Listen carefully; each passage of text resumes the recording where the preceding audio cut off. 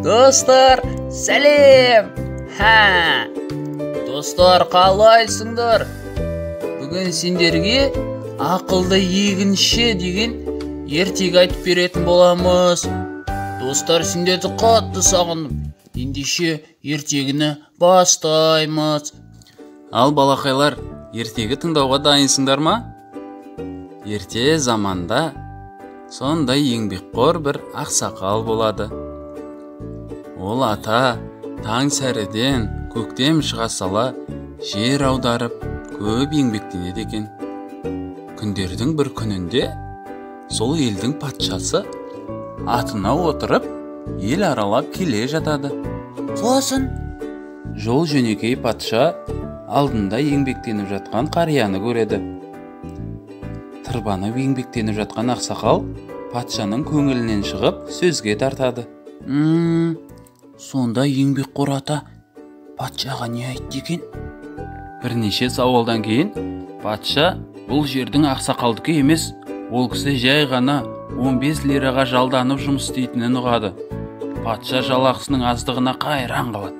Себебі патшаның сарайының бір күндік шығыны 100-ден алтынға шығатын еді.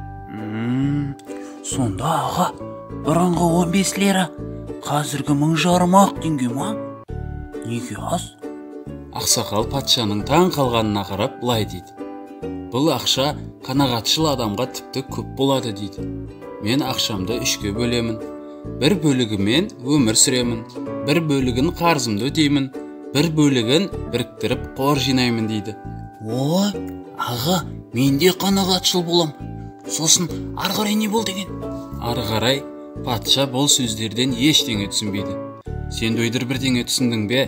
Айтшы ойыңды. Мүмкін ата ақша жинап, немерелеріне ойыншық алып бергісі келген шығар? Ай, дөйдір. Жоқ, олай емес. Сол кезде ақ көңіл диқан күлімсіреп тұрып патшаға былай дейді. Тыңда. Ақшамның бір бөлігімен қарызымды қайтарамын дегенім, бала кезімде үлкен қамқорлық көрсеткен әкем мен шешем ғой. Ақшамның бір бөлігін соларға беремін депті. Екінші бөлігін жинаймын дегенім, бұл ақшамның бір бөлігін балаларымның біліміне төлеймін. Менің қолым, аяғым жұмыстан қалған кезде олар маған көмектеседі деп үміттенемін дейді. Қалған ақшамды өзімнің мұқтаждарыма жұмсаймын депті. Патша қарапайым адамның бұл әрекетіне риза болады. Содан соң патша диханның ісіне табыс тілеп, өз жолымен жүре береді. Ақсақалдың балалары ер жеткен соң, ата-анасына, халқына, қолдарынан келгенше көмектерін аямай көрсетіпті деседі.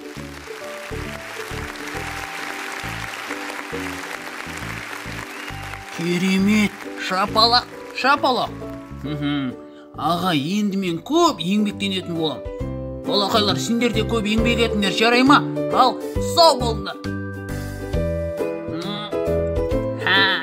Балақайлар, сендерге ұнаса лайк басыңдар. Келесі жолыққанша сау болыңдар.